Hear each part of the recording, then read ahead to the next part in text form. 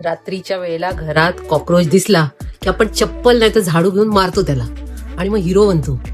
पण तेच चुकून आपल्या घरात एखादं सुंदरसं फुलपाखरू आलं की आपण काय करतो, अलगद अगदी त्याला हर्ट न करता उचलून बाहेर सोडून देतो.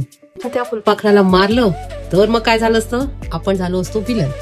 कॉक्रोचचं बाहेरचं रूप बघून आपल्याला किळस येते, म्हणजे आपण अपिअरन्सवर जातो. तेच फुलपाखरू दिसायला सुंदर असतं, नाजूक असतं, मग आपण त्याला वेगळी ट्रीटमेंट देतो. तर दोघांची ट्रीटमेंट वेगळी. असंच आपण आपल्या आयुष्यात पण करतो.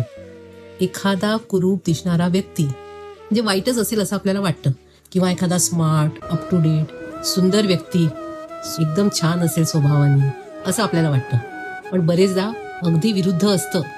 कुरूप व्यक्ती अगदी छान असते स्वभावाने, हेल्पिंग नेचर असतं, किंवा बऱ्याच चांगल्या गोष्टी त्यांच्यामध्ये असू शकतात. तेच एखादा चांगला दिसणारा व्यक्ती, त्याच्या मागे एखादं भयानक सत्य लपलेलं असतं, की आपण जनरली बाहेरून जे दिसतं त्याच्यावर विश्वास ठेवतो आणि आपला पर्स्पेक्टिव्ह जो काय असतो, आपला समज असतो, जे काय आपल्याला मनाला वाटतं ते आपण फायनल सत्य म्हणून धरतो आणि तशीच आपण ट्रीटमेंट त्या व्यक्तीला देतो. हे आपण थोडंसं मग रंग, रूप ह्याच्या बाबतीत बायस होतो असं मला वाटतं. त्यामुळे मला असं वाटतं, प्रत्येकाशी वागताना आपण हे लक्षात ठेवलं पाहिजे आणि त्याप्रमाणे वागलं पाहिजे. काय बरोबर बोलते ना मी?